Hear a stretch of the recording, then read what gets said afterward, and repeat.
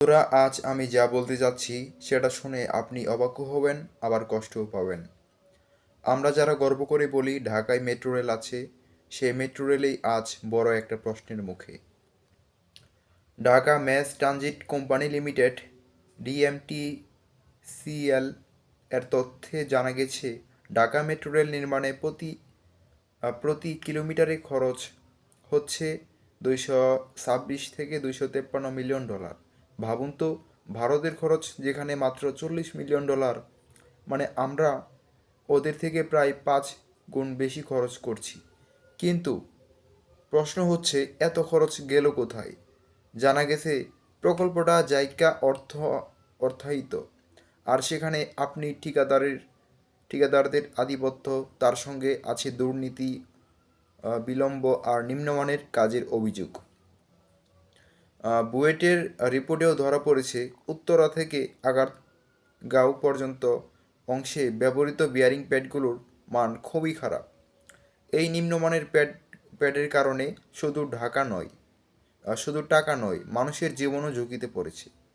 তো আজ 16ই অক্টোবর ফার্মগেটের এমনই এক প্যাড পরে আবুল কালাম নামের একজন সাধারণ মানুষ নিহত হয়েছেন। একটা লোহা, একটা প্যাড, একটা ভুল একটা পরিবারের হাসি কেড়ে নিল। এটা 2024 সালের পর দ্বিতীয় ঘটনা।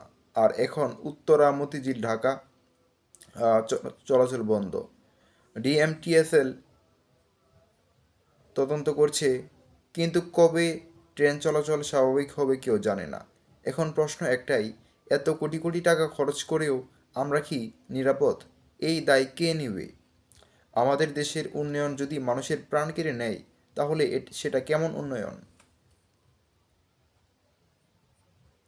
বন্ধুরা, এই ভিডিওটা দেখে একটা একটা কথাই বলবো, দেশকে ভালোবাসা শুধু পতাকা হাতে নেওয়া না, দেশকে বাঁচানো মানে সত্যটা বলা, অন্যের বিরুদ্ধে দাঁড়ানো।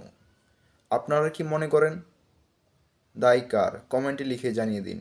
আর এমন বাস্তব ও গুরুত্বপূর্ণ খবর পেতে লাইক, শেয়ার আর সাবস্ক্রাইব করে পাশে থাকবেন। আসসালামু আলাইকুম। আপনাদের সঙ্গে দেখা হবে পরবর্তী কোনো ভিডিওতে। ততক্ষণ পর্যন্ত ভালো থাকবেন, সুস্থ থাকবেন। আল্লাহ হাফেজ।